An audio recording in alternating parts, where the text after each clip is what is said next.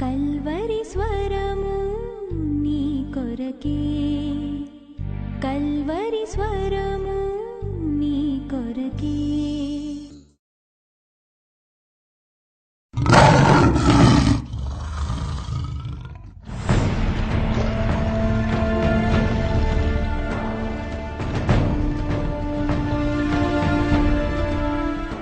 దానియేలు మొదటి అధ్యాయము 17వ వచనం చదువుతున్నాను. ఈ నలుగురు బాలుర సంగతి ఏమనగా, దేవుడు వారికి జ్ఞానమును సకల శాస్త్ర ప్రవీణతయు వివేచనయు అనుగ్రహించెను. మరియు దానియేలు సకల విధములగు దర్శనములను స్వప్న భావములను గ్రహించు తెలివి గలవాడై ఉండెను. నెబుకద్నెజరు తన సముఖమునకు వారిని తేవలనని ఆజ్ఞ ఇచ్చి నియమించిన దినములు కాగానే నపుంసకుల అధిపతి రాజు సముఖమున వారిని నిలువబెట్టెను.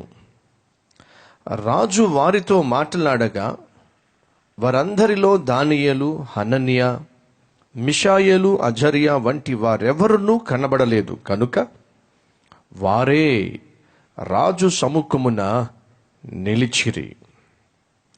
రాజు వీరి యొద్ద విచారణ చేయగా జ్ఞాన వివేకముల సంబంధమైన ప్రతి విషయములో వీరు తన రాజ్యమందంతట నుండి శకున గాండ్ర కంటెను, గారడీ విద్య గలవారి అందరి కంటెను 10 అంతలు శ్రేష్ఠులని తెలియబడెను. పరిశుద్ధులు పరీక్షించబడ్డారు, పరిశుద్ధులు శోధించబడ్డారు. పరిశుద్ధుల యొక్క శోధన గెలిచినప్పుడు ఫలితమును చూశారు. ఇప్పుడు ప్రతిఫలాన్ని కూడా వారు చూస్తున్నారు. వారు కొనిపోబడింది శత్రు సామ్రాజ్యానికే, కానీ వారు కలిగి ఉన్న నీతి, యథార్థత, దేవుని పట్ల వారికున్న నిబద్ధత, వారికున్నటువంటి నియమ నిబంధనలు, పరిశుద్ధమైన జీవితము వారిని అట్టడుగు స్థాయిలోనే అణిచివేయలేకపోయినాయి. దీనులను, పరిశుద్ధులను హెచ్చించు దేవుడు శత్రు సామ్రాజ్యంలో దానియేలును, షద్రకును, మెషకు, అబేద్నెగోను రాజు సముఖమునకు తీసుకొచ్చాడు. రాజు సముఖములో నిలబెట్టాడు. ఈ నలుగురు తప్ప ఇంకెవ్వరూ కూడా రాజు దగ్గర నిలబడ్డానికి యోగ్యులు కాదు అన్నంతగా దేవుడు వారిని ప్రమోట్ చేశాడు, హెచ్చించాడు. ఇక్కడితో వీరి ప్రస్తావన ముగుస్తుంది.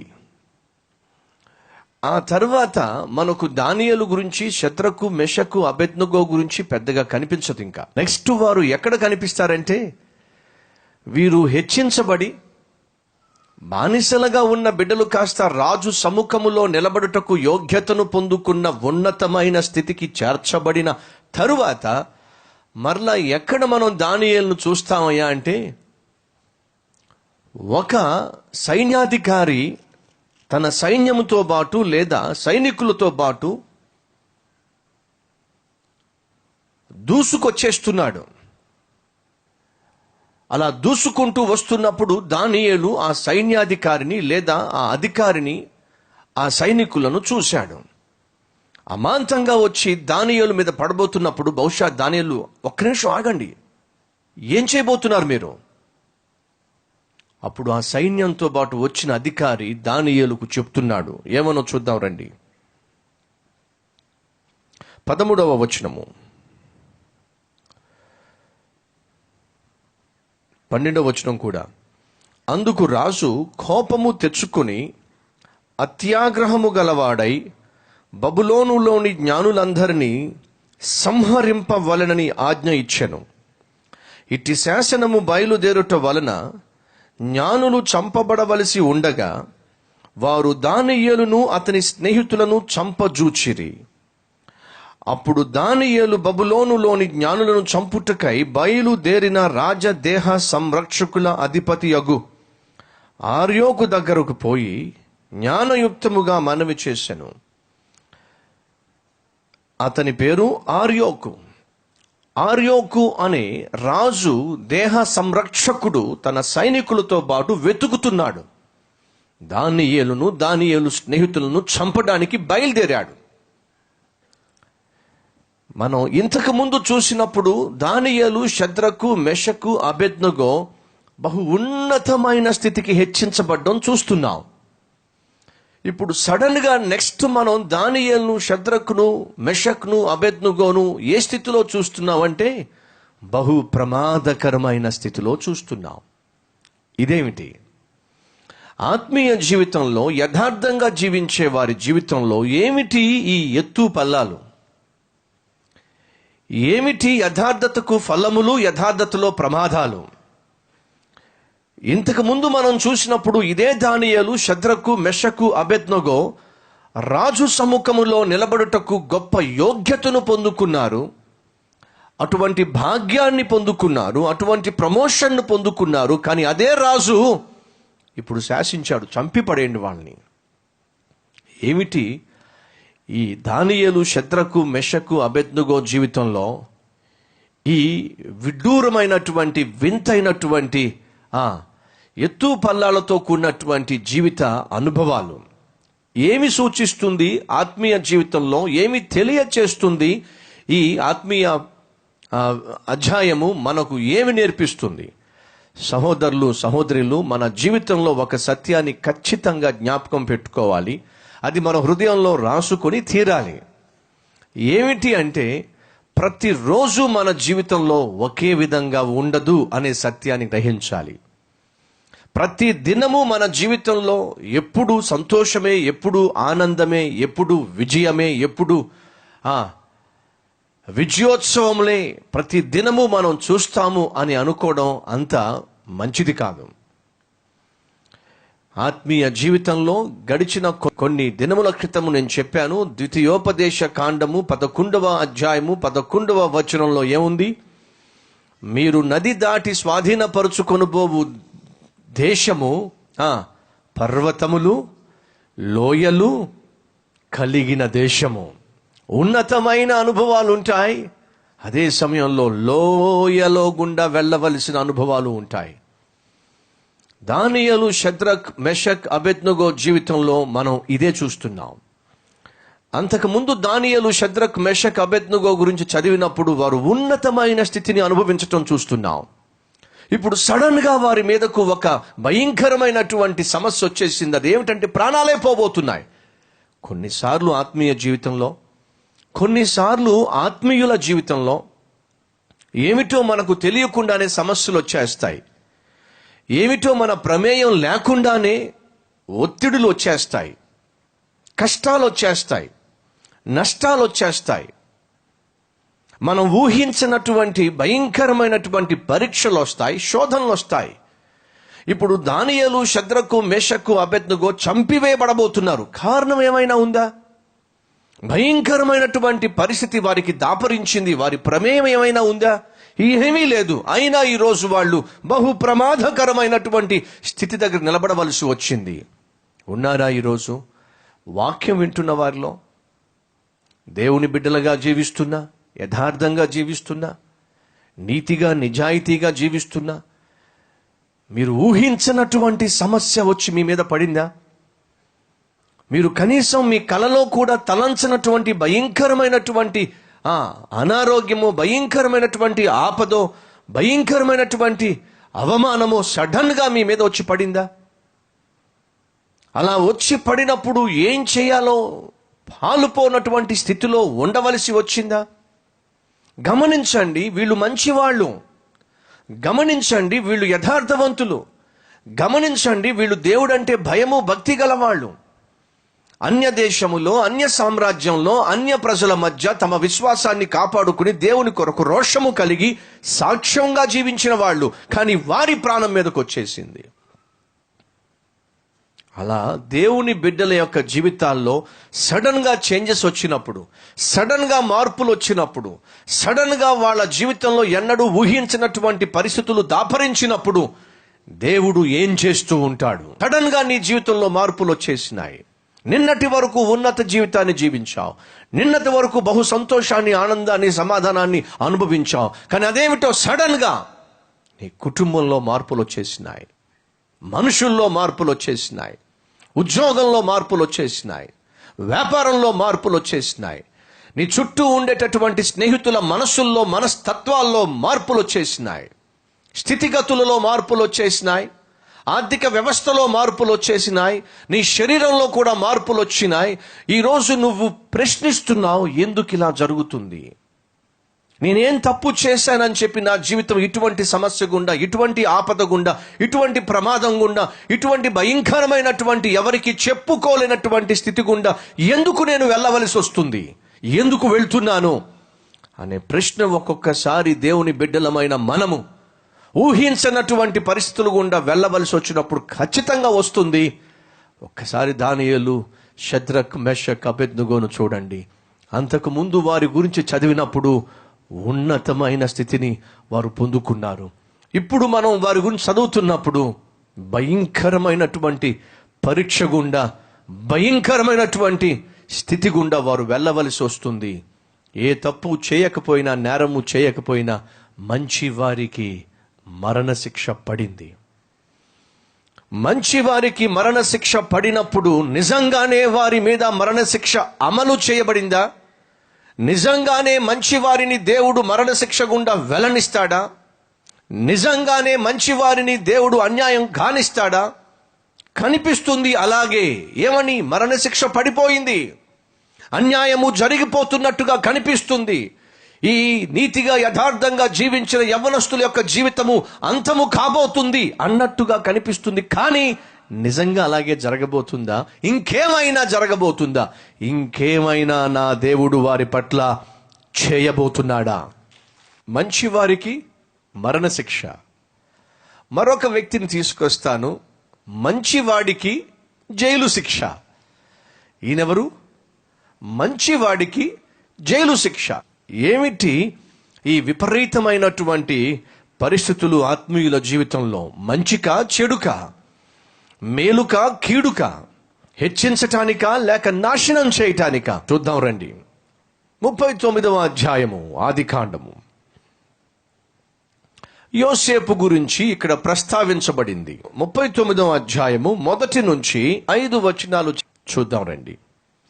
యోసేపును ఐగుప్తునకు తీసుకుని వచ్చినప్పుడు ఫరో యొక్క ఉద్యోగస్తుడును రాజ సంరక్షక సేనాధిపతియునైన పొతీఫరును ఒక ఐగుప్తియుడు అక్కడికి అతనిని తీసుకుని వచ్చిన ఇష్మాయేలీయుల యొద్ద అతనిని కొనెను.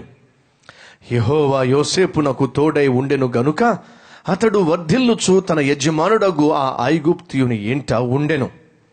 యెహోవా అతనికి తోడై ఉండెననియు అతడు చేసినదంతయు అతని చేతిలో యెహోవా సఫలము చేసెననియు అతని యజమానుడు చూచినప్పుడు యోసేపు మీద అతనికి కటాక్షము కలిగెను గనుక అతని యొద్ద పరిచర్య చేయువాడు ఆయను.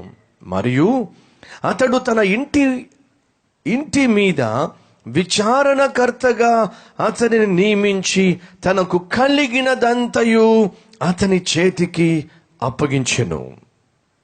ఇద్దరిని చూస్తున్నాం. ఒకరు యోసేపు, బానిసగా ఆ దేశానికి కొనిపోబడ్డాడు. కానీ దేవుడు యోసేపునకు తోడై ఉండెను గనుక ఎవరైతే అతన్ని కొనుక్కున్నారో అతని ఇంటిలో బానిసగా అడుగు పెట్టినప్పటికీ బానిసగా మిగిలిపోలా. బానిసవాడిగా ఇంటిలో అడుగు పెట్టినప్పటికీ యెహోవా యోసేపునకు తోడై ఉండెను గనుక బానిసగా అడుగు పెట్టిన యోసేపు కాస్త ఆ ఇంటి అంతటి పైన విచారణకర్తగా హెచ్చించబడ్డాడు. విచారణకర్తగా ప్రమోషన్ పొందుకున్నాడు. ఇక్కడ మనం చూస్తుంది యోసేపు యొక్క ఆత్మీయతను గ్రహించి గమనించిన, తనను హెచ్చించిన రాజు యొక్క దేహ సంరక్షకుడు అయినటువంటి పొతీఫరు.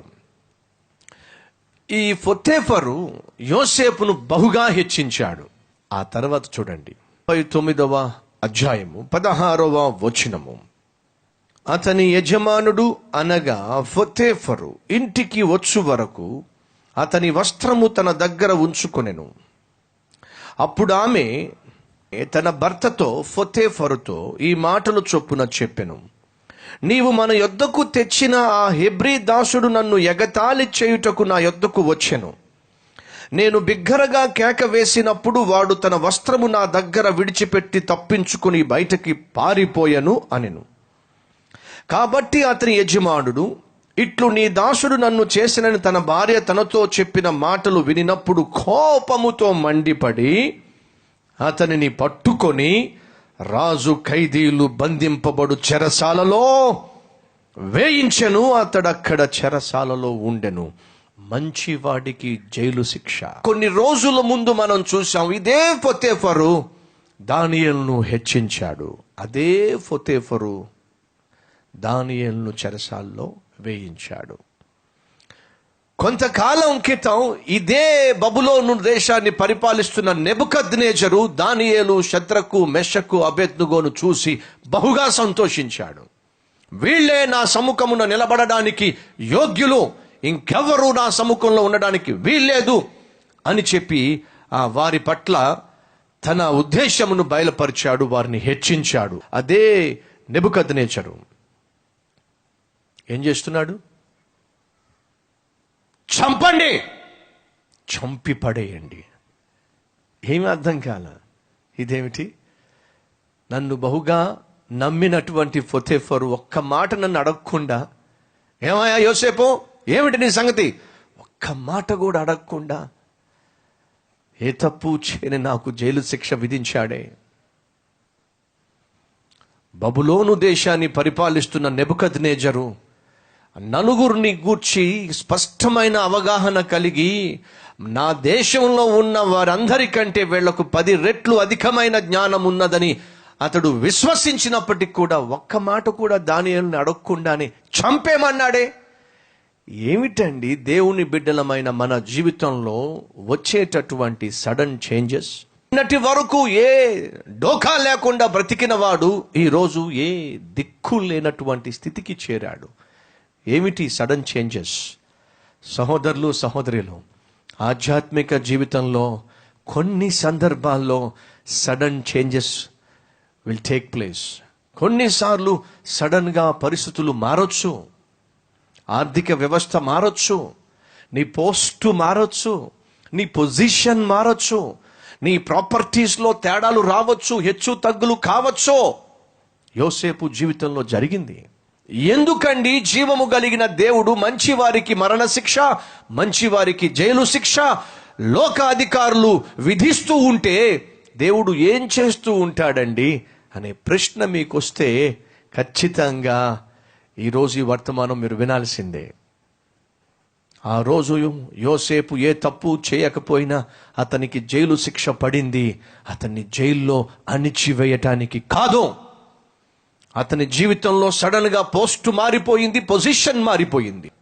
అతని పోస్టు ఒకప్పుడు పోతీఫరు ఇంటిలో, అతని పొజిషన్ ఒకప్పుడు విచారణకర్తగా, ఇప్పుడు అతని పోస్టు చెరసాల్లో, పొజిషన్ ఖైదీగా మగ్గిపోవలసినటువంటి స్థితికి చేరిపోయాడు. ఎంత మార్పు వచ్చింది! ఏం చేశాడు ఆనాడు దేవుడు? యోసేపు ఆ విధంగా చేయని తప్పుకు జైలు శిక్ష అనుభవిస్తున్నప్పుడు ఏం చేశాడు ఆనాడు నా దేవుడు? ఆ రీతిగా అన్యాయముగా యోసేపు పోస్ట్ అండ్ పొజిషన్ మార్పు చెందవలసి వచ్చినప్పుడు, దానిని దేవుడు అనుమతించినప్పుడు యోసేపు జీవితాన్ని హెచ్చించడానికే, ఘనపరచడానికే దేవుడు ఆ స్థితిని అనుమతించాడు. ఆ స్థానము నుంచే యోసేపు ఎక్కడికి వెళ్ళాడు? ఫరో దగ్గరకు వెళ్ళాడు. దేని కొరకు వెళ్ళాడు? ఫరోకి వచ్చినటువంటి కలభావమును చెప్పడానికి వెళ్ళాడు. కలభావము చెప్పాడు. ఫరో తర్వాత ఉన్నతమైన స్థానంలో కూర్చోపెట్టాడు నా జీవము కలిగిన దేవుడు. మంచి వారికి జైలు శిక్ష పడింది, కానీ ఆ జైలు శిక్ష అతన్ని జైల్లో మగ్గిపోయే విధంగా చేయటానికి కాదండి. ఈరోజు నా ప్రియ సహోదరుడా, సహోదరి, చేయని నేరానికి శిక్ష భరిస్తున్నావా? చేయని నేరానికి మాటలు భరిస్తున్నావా? చేయని నేరానికి, చేయని తప్పుకు ఈరోజు నువ్వు తలదించుకోవలసి వచ్చిందా? కనీసం నీ గురించి చెప్పుకోవడానికి కూడా వీలు లేక నీలోనే మదన పడిపోతూ, నీలోనే అల్లాడిపోవలసినటువంటి స్థితి గుండా ఈరోజు నువ్వు వెళ్తున్నావా? అలా వెళుతున్నప్పుడు నీ హృదయాంతరంగములో నుంచి ఈ కేక బయటకు వస్తుందా? ఎందుకు నాయనా నీతిమంతులకు ఈ శిక్ష? ఎందుకు నాయనా మంచి వారికే ఈ శిక్ష? ఇలా ఎంతకాలం? సహోదరుడా, సహోదరి, కొంతకాలమే, కేవలము కొంతకాలమే. ఆనాడు మంచివానికి జైలు శిక్ష పడింది, కొంతకాలమే. దేవుడు విడిపించే రోజు వచ్చింది, హెచ్చించే రోజు వచ్చింది. ఈరోజు అన్యాయంగా శిక్ష భరిస్తున్నావా? అన్యాయంగా మాటలు భరిస్తున్నావా? అన్యాయముగా ఎవరో చేసిన తప్పుకు నువ్వు ఆర్థికంగా ఇబ్బందులు భరిస్తున్నావా? అవమానాన్ని భరిస్తున్నావా? నువ్వు చేయని తప్పుకు ఈరోజు మూల్యము చెల్లిస్తున్నావా? కృంగిపోయి ఉన్నావా? ధైర్యము తెచ్చుకో. నిన్ను ప్రేమించే దేవుడు నిన్ను చూస్తున్నాడని, నీతిగా యథార్థంగా జీవిస్తున్న నిన్ను గమనిస్తున్నాడని, అన్యాయముగానే నీవు ఈరోజు శిక్ష అనుభవిస్తున్నావని తెలిసిన దేవుడు ఎన్నటికీ కూడా నిన్ను విడిచిపెట్టడు. దానికి తగిన మూల్యము, తగిన ఆశీర్వాదము ఇహమందును పరమందును తప్పక నీకు అనుగ్రహిస్తాడు.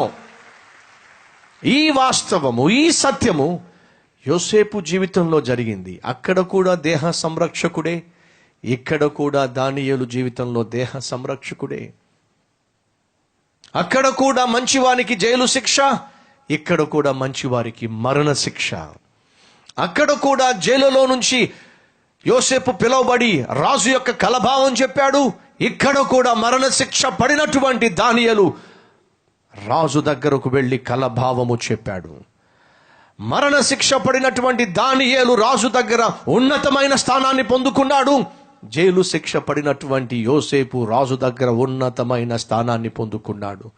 మనుషులు విధించే శిక్షలు దేవుడు అనుగ్రహించే ఆశీర్వాదము ముందు నిలబడలేవు అనే సత్యము నిరూపించబడింది. సహోదరుడా, సహోదరి, ధైర్యంగా ఉండు.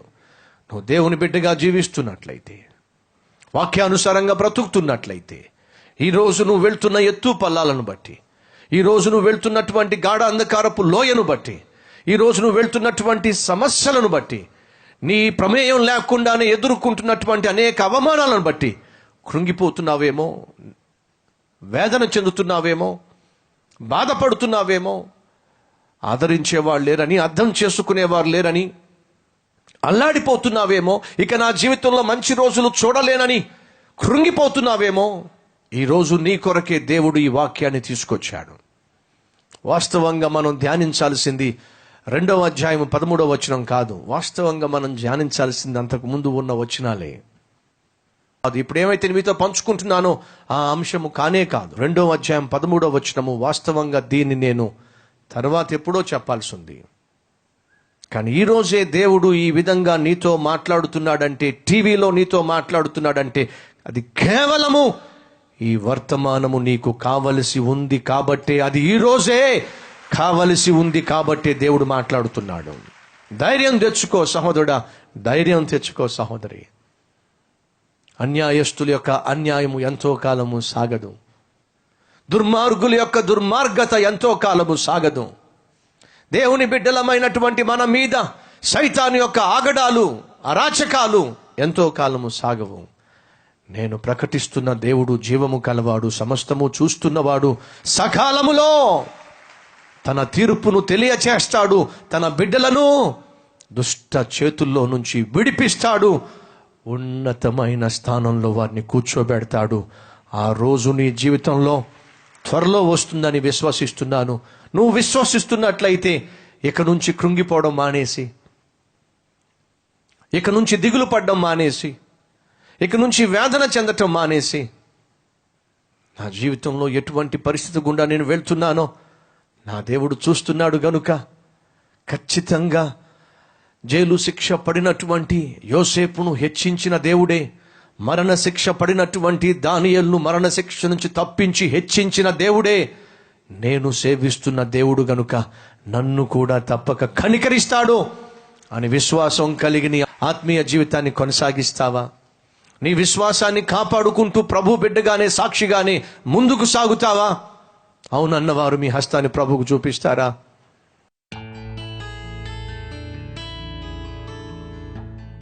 మహాపరిశుద్ధుడు అయిన ప్రేమ కలిగిన తండ్రి, దానియేలు గ్రంథములో ఉన్నటువంటి అద్భుతమైన లోతైన సత్యాలు ఒక్కొక్కటిగా మాకు తెలియచేస్తూ మా ఆత్మీయ జీవితానికి కావలసినటువంటి విలువైన పాఠములు నేర్పిస్తున్నందుకు వందనాలు. ఆనాడు మంచివారికి మరణశిక్ష, మంచివాడికి జైలు శిక్ష పడినట్టుగానే కనిపించింది.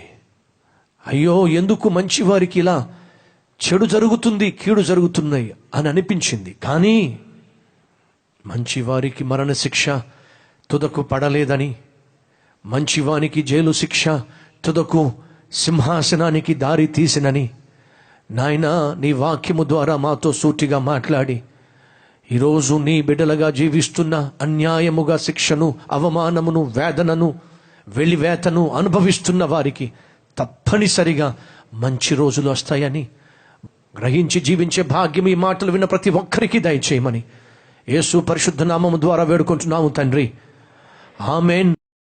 జనరల్గా యూత్ ఫెస్టివల్ అంటే యూత్ని ఎంటర్టైన్ చేయడానికి అని ఉంటుంది, కానీ ఫస్ట్ టైం నేను చూడలేదు యూత్ని ఎడ్యుకేట్ చేయడం, దేవుడికి దగ్గరికి చేయడం అనేది ప్రపంచంలో ఎక్కడ జరుగుండదు ఇలాంటి యూత్ ఫెస్టివల్. ఇంకా నెక్స్ట్ టైం కూడా నాతో పాటు మరి ఎంతో మందిని నేను యూత్ ఫెస్టివల్ తీసుకొస్తాను. ఫస్ట్ టైం వచ్చాం కలర్ యూత్ ఫెస్టివల్కి.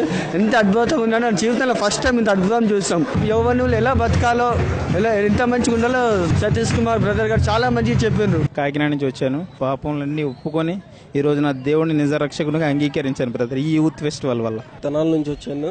నేను యూత్ ఫెస్ట్కి రాకముందు ఘోరమైన పాపంలో జీవించేవాడిని. దేవుడు ఈరోజు బహు స్పష్టంగా, బహు తేటగా ఈరోజు నాతో మాట్లాడాడు. పాపం మీద ఎలాంటి జయకరమైన జీవితం గడపాలంటే ఏ సూత్రాలను పాటించాలి అనే దేవుడు ఈరోజు బహు స్పష్టంగా నాతో మాట్లాడాడు. వచ్చేటప్పుడు చాలా బాధతో, చాలా వేదనతో, బహు దుఃఖంలో ఇక్కడికి వచ్చాను. చాలా ఆనందంతో వెళ్తున్నాను. ఈ రోజైతే నాకు తెలిసిన మట్టుకు వచ్చిన ప్రతి ఒక్కరు మారారు. ఈ యూత్ ఫెస్ట్ నా జీవితాన్ని ఎంతో మార్చింది. ఈ రోజు నేను ఎప్పుడూ ఫుల్ గా చాట్ చేసేవాడిని. ఈ రోజు ఈ వాక్యం వినటం వల్ల నేను చాటింగ్ అనేది బంద్ చేశా. ఇక్కడ యూత్ ఫెస్ట్ నేను ఫస్ట్ టైం వచ్చాను. ఇక్కడికి వచ్చే వరకు నేను ఎంతో పాపంలో చిక్కుకొని ఉన్నాను. ఇక్కడికి వచ్చినప్పుడు చాలా అద్భుతంగా ఆనందం పొందాను. కల్వరి టెంపుల్లో గతంలో జరిగిన మెగా యూత్ ఫెస్ట్ కు వచ్చిన యవనస్తుల అద్భుతమైన కొన్ని సాక్ష్యాలు మీరు విన్నారు కదా. వారు పొందుకున్న విడుదలను, వారు పొందుకున్న ఆనందాన్ని మీరు పొందుకోవాలనుకుంటున్నారా? అయితే ఆగస్టు 15 శనివారం ఉదయం 8 గంటల నుండి సాయంత్రం 5 గంటల వరకు జరిగే మెగా యూత్ ఫెస్ట్ లో మీరు పాల్పంచుకోండి. దేవుని సన్నిధిని అనుభవించండి. శాశ్వతమైన సంతోషాన్ని స్వతంత్రించుకోండి.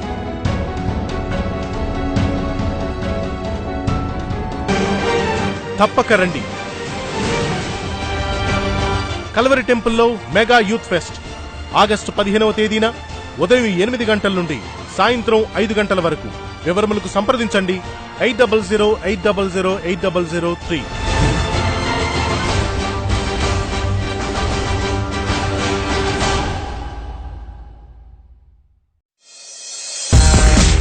సందేశకులు డాక్టర్ పి సతీష్ కుమార్ గారు మరియు సిఏ బెంజమిన్ గారు. సామాన్యుడు, అసామాన్యుడు. ఓ సామాన్యుడు 130 ఇంటర్నేషనల్ స్కూల్స్ ఎలా స్థాపించగలిగాడు? ఓటమి ముగింపు కాదు. చదువులో ఫెయిల్ అయిన యవనస్తుడు 5,000 మందికి గల కంపెనీని ఎలా స్థాపించాడు?